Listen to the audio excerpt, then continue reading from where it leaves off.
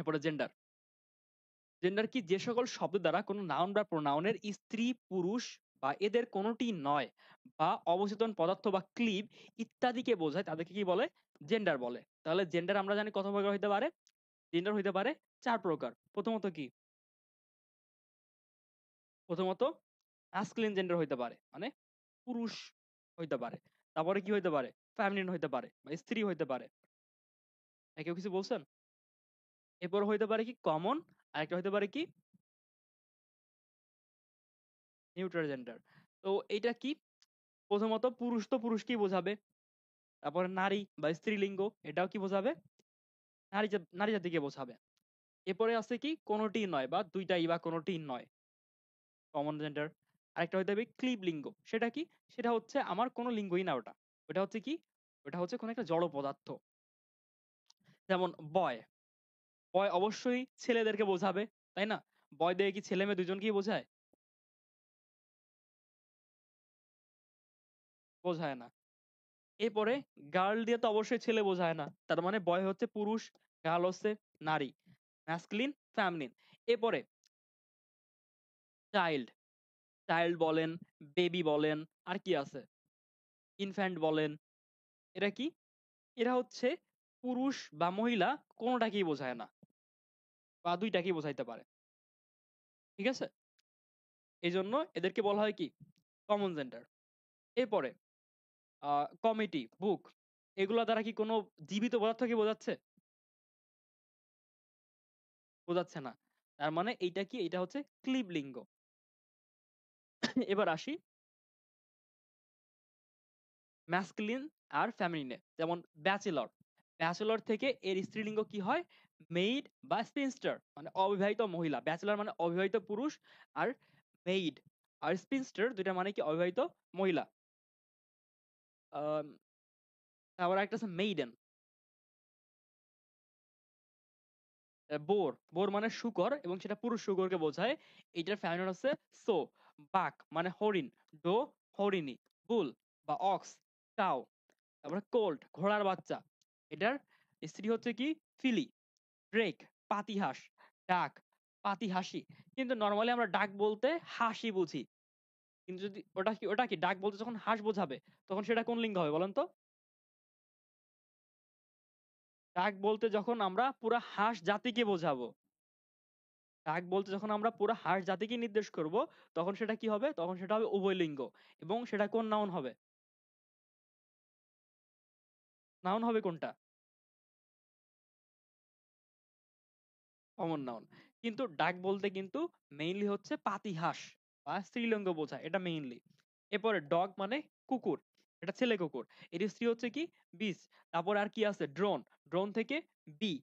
তারপরে ক্যান্ডার, সরি গ্যান্ডার মানে রাজহাঁস। এটার হচ্ছে স্ত্রীলিঙ্গ হচ্ছে গুস।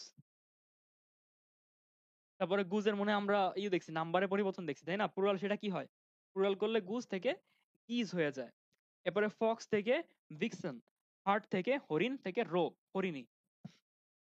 হরিণের কিন্তু অনেক ইংলিশ আছে। এরপরে ডিয়ার আছে হরিণ। তারপরে ম্যাসকুলিন টেইলর থেকে স্মিটার্স, বয় থেকে গার্ল, ল্যাড থেকে ল্যাস। ব্রাইড গ্রুম মানে বর, ব্রাইড মানে কনে। ডন মহাশয়, ডনা।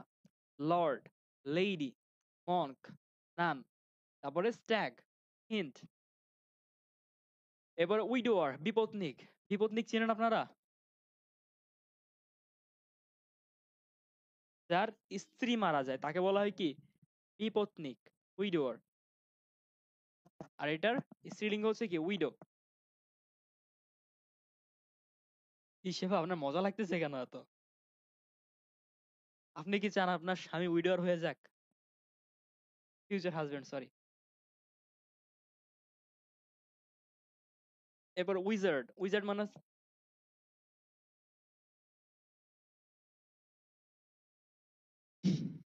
না না, এই শুনেন এসব কথা, শুনেন এসব কথা বললে লাইভ অফ হয়ে যাবে। মরার কথা বললে লাইভ অফ হয়ে যায়। এবার উইজার্ড, উইজার্ড মানে হচ্ছে জাদুকর এবং সেটার স্ত্রীলিঙ্গ হচ্ছে উইচ। ওকে, ডক্টর থেকে রিডক্টর, হর্স থেকে মেয়ার, র্যাম থেকে ইউ, এরপরে মাস্টার থেকে মিস, মাস্টার থেকে মিস্ট্রেস। এখন দেখেন, মাস্টার, মাস্টার বলতে যখন আপনি বোঝাবেন কি, মালিক বলতে কোনো কিছু বোঝাবেন বা ইয়াং মাস্টার, ইয়াং ল্যাড এরকম কিছু বোঝাবেন, তখন সেটার স্ত্রীলিঙ্গ হবে মিস, মানে বালিকা। এবং যদি মাস্টার বলতে শিক্ষক বোঝানো হয় তাহলে সেটা মিস্ট্রেস।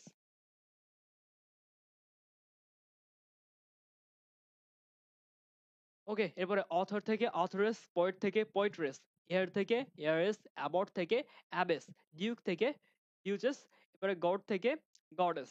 ডিউক মানে কি জানেন? ডিউক, ডাচেস মানে কি?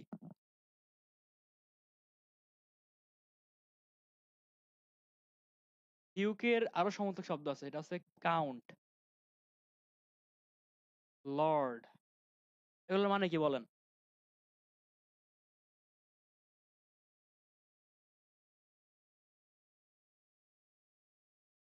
এগুলোর মানে কি?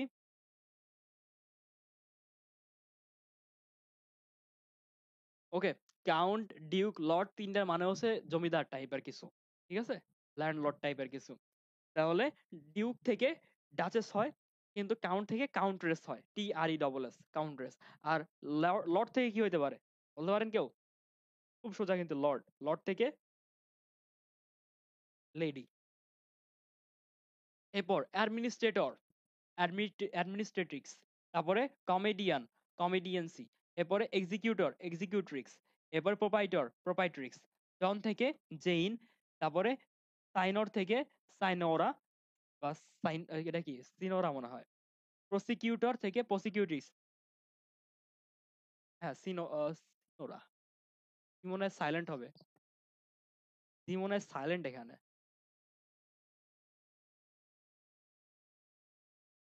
আমার মনে হচ্ছে সাইলেন্ট, নট শিওর। এরপর কিছু কিছু নেম আছে বা নাউন আছে যেগুলো অলওয়েজ ম্যাসকুলিন থাকে। তো ম্যাসকুলিন থাকার জন্য শর্ত হচ্ছে কি, যে সকল জিনিস আছে আপনার শক্তির প্রতীক, ধ্বংসের প্রতীক, যুদ্ধের প্রতীক, এই সবগুলাই কি হয়, কঠোরতার প্রতীক, সবগুলাই হচ্ছে আপনার ম্যাসকুলিন হয়।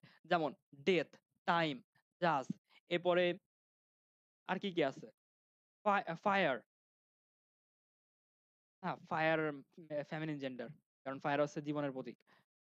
আর কি কি আছে, সামার, এগুলো হচ্ছে কি, এগুলো হচ্ছে আপনার, না স্প্রিং না, সামার আছে আর আছে উইন্টার। এই দুইটা হচ্ছে আপনার ইসের মতো ম্যাসকুলিন জেন্ডার থাকে। আর বাদ বাকি যেগুলো কোমলতার প্রতীক, যেগুলো কোমলতা, জীবনের প্রতীক, নমনীয়তার প্রতীক, তারপর হচ্ছে শ্যামলতার প্রতীক, মানে নরম টরম যেগুলো আছে, ওগুলো আছে মেয়েলি বৈশিষ্ট্য যেগুলো বলে, আমার তো বিষয়ে আইডিয়া নাই। কিন্তু কথা হচ্ছে, যেগুলো হচ্ছে আপনার এরকম শান্ত শিষ্ট নরম ও ভদ্র যেগুলা, ওগুলো হচ্ছে সর্বদা মেয়ে হয়। যেমন অটাম, অটাম মানে কি?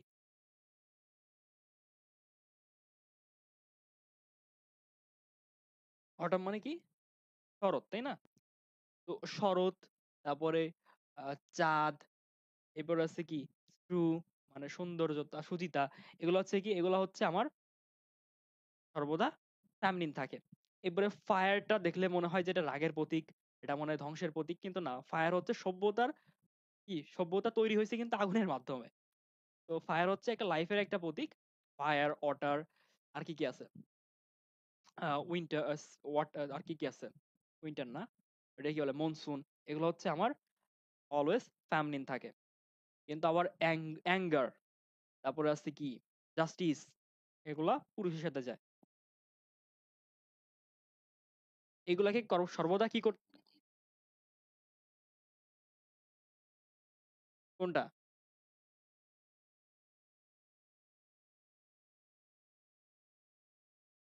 এটা মানে হচ্ছে স্ত্রীবাচক, স্ত্রীবাচক। আর এটা হচ্ছে পুরুষবাচক, আমি যেন তো বারবার বলছি পুরুষ, একটা স্ত্রী। ওকে, তাহলে যে সকল জিনিস হচ্ছে,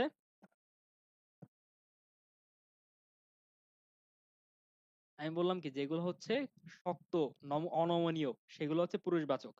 যেগুলো হচ্ছে আমার ক্রোধের প্রতীক, রাগের প্রতীক, তারপরে শক্তির প্রতীক, এগুলা কি, এগুলো হচ্ছে পুরুষবাচক। এখন বলেন, সময়ের থেকে বড় শক্তি এই পৃথিবীতে কি আছে?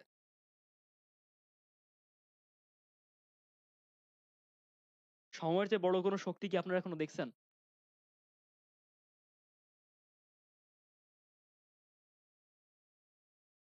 সময়ের থেকে বড় কোনো ফোর্স মহাবিশ্বে নাই। সরি, আস্তাগফিরুল্লাহ। বলছি সময়ের থেকে বড় কোনো ফোর্স নেচারে নাই। মানে ভালো হয় বললে। কারণ সময় সবকিছু ঠিক করতে পারে। আস্তে, আস্তে সময় সবকিছু ঠিক হয়ে যায়। যেমন দেখেন পাথর কত শক্ত জিনিস। সে পাথরে আপনি বাতাসের উপর রেখে দেন, সময়ের সাথে, সাথে পাথরটা কিন্তু বাতাসেই ক্ষয়ে যাবে। যাবে না?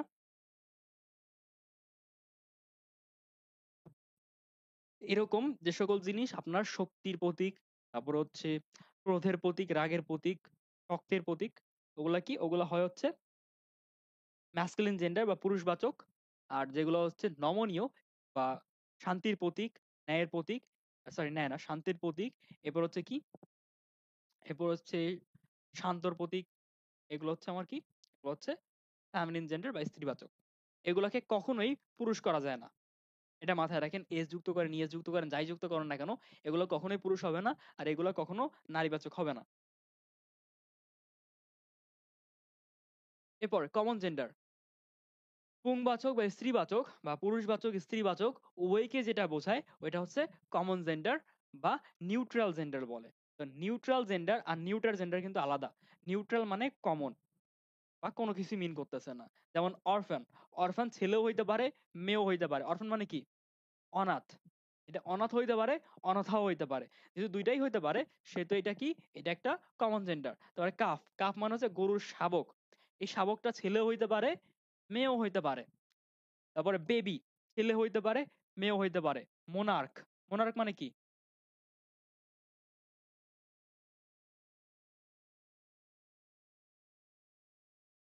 আপনারা মোনার্কি শুনেন নাই? একনায়কতন্ত্র।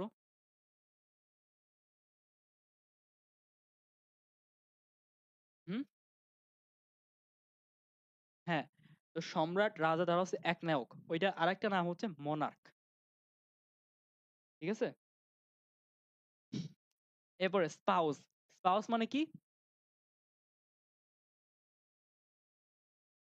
স্পাউস মানে কি? হ্যাঁ, দম্পতি। তো দম্পতি স্বামীও হইতে পারে, স্ত্রীও হইতে পারে, আবার দুইজনই হইতে পারে। এজন্য কি? এটাও নিউট্রাল বা কমন জেন্ডার। এরপরে প্যারেন্ট। পিতাও হইতে পারে, মাতাও হইতে পারে। তারপর দে। দে বলতেও এটা ছেলেও হইতে পারে, মেয়েও হইতে পারে। এজন্য সেগুলা কি? এগুলো হচ্ছে আমার কমন জেন্ডার। ঠিক আছে? এরপরে নিউট্রাল জেন্ডার। নাউন যদি প্রাণহীন বা জড় পদার্থকে বোঝায় তবে তা নিউট্রাল জেন্ডার হয়। কিন্তু প্রাণহীন না হওয়া সত্ত্বেও কিছু কিছু শব্দ আছে যেগুলো হচ্ছে নিউট্রাল জেন্ডার। যেমন চাইল্ড, বেবি, এগুলা কি? এগুলো হচ্ছে আমার নিউট্রাল জেন্ডার হয়। এরপরে লোয়ার অ্যানিমাল, এগুলোরও প্রাণ আছে, কিন্তু তবুও যেহেতু প্রাণ থাকার পরেও তারা হচ্ছে মানুষের মতো বিবেক বুদ্ধি নাই, মানে বুদ্ধি নাই, এই জন্য তো বেশি আছে কিন্তু মানুষের মতো নাই। এজন্য এদেরকে নিউট্রাল জেন্ডার ধরা হয়। সেগুলো কি? ডগ, ক্যাট, বার্ড, মাউস ইত্যাদি। মানে যে সকল জিনিস মানুষের থেকে ইনফেরিয়র ধরা হয়। এখন কথা হচ্ছে যে এদের ক্ষেত্রে কি হবে? একটা জিনিস মাথায় রাখেন, এদের ক্ষেত্রে সবচেয়ে নিউট্রাল জেন্ডার থেকে সবচেয়ে গুরুত্বপূর্ণ যে বিষয়গুলো সেগুলো হচ্ছে এর প্রোনাউন ইউজ করা। আপনারা যখন নিউট্রাল জেন্ডার ইউজ করবেন, মনে করেন আমি, আমি যে সৈকত, আমার প্রোনাউনটা কি হবে? কি হবে? আপনি যদি মেয়ে হন, সি হবে। কয়েকজন হলে দে হবে। তাই না? কিন্তু এই নিউট্রাল জেন্ডার যেগুলো আছে, এদের প্রোনাউন কখনো হি, সি, দে এগুলো হবে না। সর্বদা কি হবে? সর্বদা হবে ইট। কারণ এরা হচ্ছে কি? এরা হচ্ছে নিউট্রাল জেন্ডার। এদেরকে সর্বদা কি বলে ধরতে হবে? ইট বা ইটস ধরতে হবে।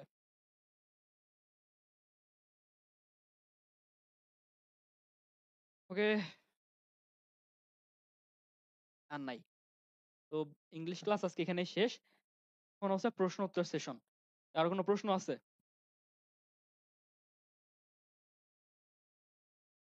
হ্যাঁ, বললাম তো ২ টার মিলে একটা আসতে পারে প্রশ্ন। ২ টা টপিক মিলে একটা প্রশ্ন আসতে পারে। বেশি না।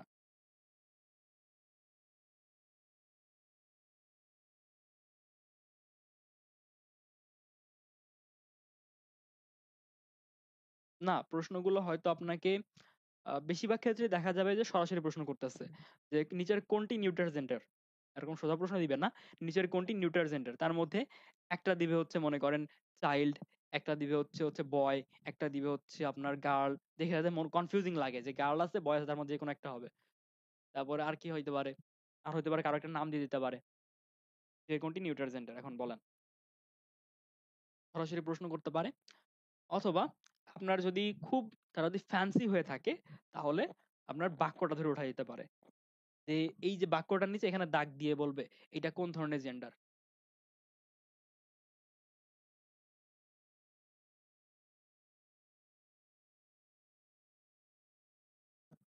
তাহলে কারো কোনো প্রশ্ন আছে?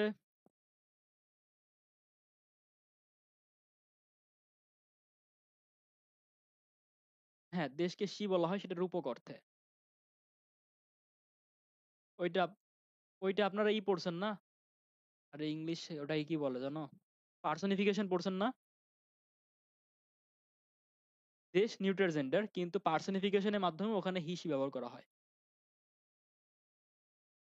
এখন পার্সনিফিকেশনে তো আপনার কুকুর গরু ছাগল সবকিছুতেই ই ব্যবহার করা যায় বা সি ব্যবহার করা যায়, তাই না?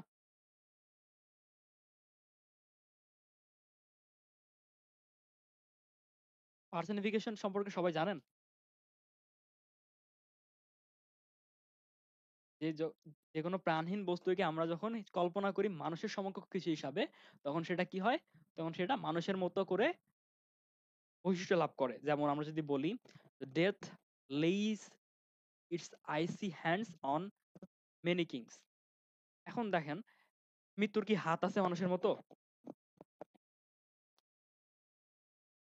কিন্তু আমরা এখানে একটা তাদের দুইটা হাত দিয়েছি মানুষের মতো, আইসি হ্যান্ডস, ঠান্ডা হাত, ঠান্ডা স্পর্শ দিয়ে দিছি। তো আমরা এখানে তাকে কি করছি, তাকে পার্সনিফিকেশন করছি, এজন্য হিজ আইসি হ্যান্ডস হইছে, ইটস আইসি হ্যান্ড হয় নাই। আবার আমরা যখন ছোটবেলায় গল্প পড়ছি, স্টোরি লিখছি না আমরা, স্টোরিতে আমরা একটা স্টোরির নাম মনে করি, একটা কাক ছিল না, ক্লেভার ক্রো, ওটার নাম কি ছিল, পানি খাওয়ার জন্য সেই ই করে কলসির মধ্যে, এ থার্স্টি ক্রো। ওই থার্স্টি ক্রোতে আমরা বলছি the crow was very clever, he poured some stones upon the pitcher to get the water above the pitcher, এরকম কিছু একটা ছিল। তো ওখানে আমরা কাকটাকে কি করছি, পার্সনিফিকেশন করে হি সি ব্যবহার করছি। এরপর আরো তো আছে দ্য ক্লেভার ফক্স, তাই না, ওইটাই করছি। He went to his he went to his ওটা কি বলে group and said let us cut our tail. ঠিক আছে, let us cut our tail, চলো আমরা চিন্তা লেস কাটি, তাহলে অনেক সুবিধা হবে, ময়লা লাগবে না।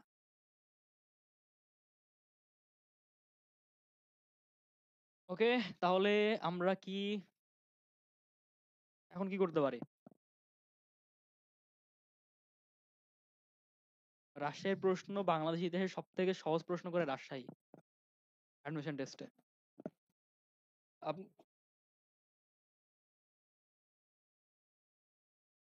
না না না না না, আমার আমি বলি, আমার স্কোর ছিল হচ্ছে 78.2 সামথিং, মনে হয় 5 না কত জন ছিল।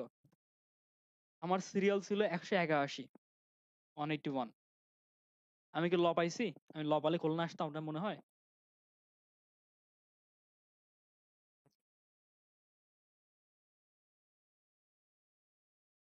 45 পেয়ে কোনোদিন 50-এর মধ্যে থাকবেন না। 45 পাইলে কোনোদিন আপনি পাবেন না, মানে ল পাবেন না এটা। মানে ল কেন, সিরিয়ালে 45, হ্যাঁ অবশ্যই পাবেন, ইনশাল্লাহ পাবেন। কিন্তু আমার সিরিয়াল হচ্ছে 181, লতে আমার ওয়েটিং ছিল কত, 32। ক্রাইটেরিয়া থাকে তো, ক্রাইটেরিয়া অনেকের পূরণ হয় না। যেমন ইংলিশে এত পাওয়া লাগবে, 40% পাওয়া লাগবে।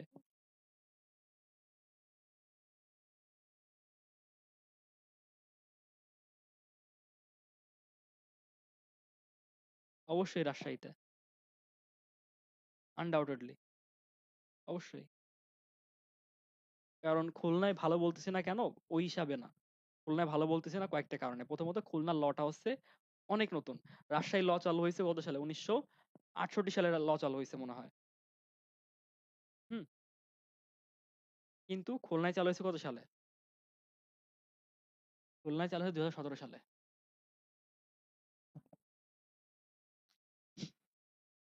এখন লতে একটা জিনিস কি, অনেক পুরনো থাকলে দেখা যায় যে রিসোর্সটা বেশি ভালো পাওয়া যায়, বইটা বেশি থাকে লাইব্রেরিতে, এরকম। কিন্তু খুলনায় আরেকটা সমস্যা আছে। খুলনায় হচ্ছে ফার্স্ট ইয়ার সেকেন্ড ইয়ারে, বিশেষ করে ফার্স্ট ইয়ারে আপনার ল থেকে বেশি বাইরের সাবজেক্ট পড়ানো হয়। কারণ বর্তমানে নতুন যে ইউনিভার্সিটি গুলো আছে, সবার উপর একটা প্রেশার থাকে ইউজিসির, যে আপনার যদি অ্যাক্রেডিটেশন পাইতে চান লতে, তাহলে আপনাকে 30% বাইরের কোর্স পড়াইতে হবে। বাইরের কোর্স কি কি? ইংলিশ পড়াইতে হবে আপনাকে, আপনাকে হিস্ট্রি পড়াইতে হবে বাংলাদেশের, আপনাকে ইন্টারন্যাশনাল হিস্ট্রি পড়াইতে হবে, এবং আপনাকে সোশিওলজি পড়াইতে হবে বা পলিটিক্যাল সায়েন্স পড়াইতে হবে।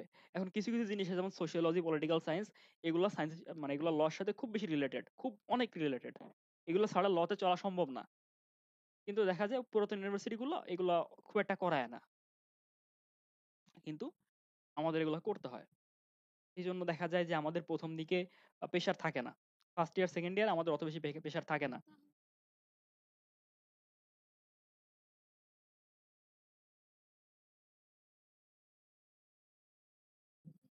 খুলনার রেজাল্ট অনেক ভালো, কারণ কি খুলনায় পড়াশোনার উপর গুরুত্ব দেওয়া হয়।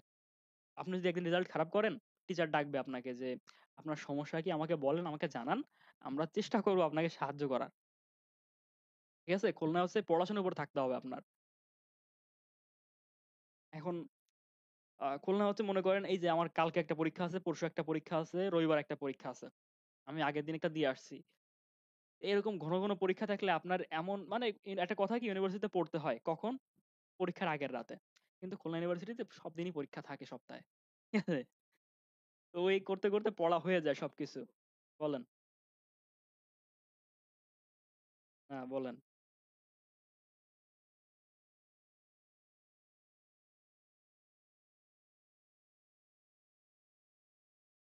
দিনের বাচ্চা মানে? হ্যাঁ, না অত সত্য না। পড়ি আমরা, মানে অনেক ডিসিপ্লিন থেকে অনেক বেশিই পড়ি, কিন্তু অতটাও না। আপনারা দেখে মনে হয় আমি সারাদিন পড়াশোনা করি, তাহলে ক্লাস নিত কিভাবে? কিন্তু একটা জিনিস দেখে মনে হয়, আমাদের দেখে মনে হয় সবসময় পড়াশোনা করতেছি আমরা।